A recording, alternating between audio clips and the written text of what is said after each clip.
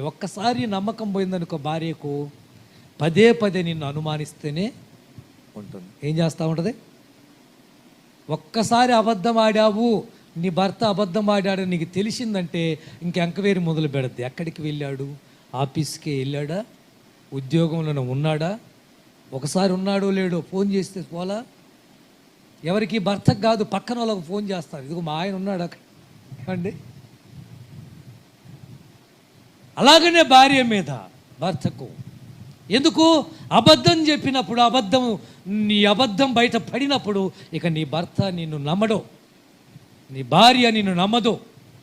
పిల్లలుగా తల్లిదండ్రులు నిన్ను బయటికి పంపించడానికి ఒకసారి అబద్ధం చెప్పి కాలేజీ ఎగ్గొట్టి సినిమాకి వెళ్ళి నీవు ఈసారి కాలేజీకి వెళ్తున్నావో, సినిమాకి వెళ్తున్నావో, ఎక్కడికి వెళ్తున్నావో నమ్మి ఎలా పంపించాలి? నమ్మి పంపించాలంటే వారి నమ్మకాన్ని నువ్వు కాపాడాల్సిన బాధ్యత